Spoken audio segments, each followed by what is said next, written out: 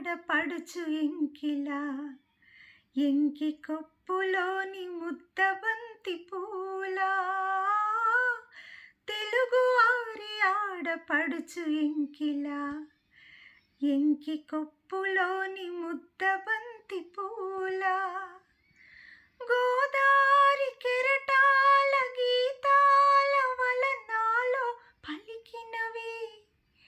పలికినవి పలికినవి చల్లగా చిరుజల్లుగా కలకల గలగల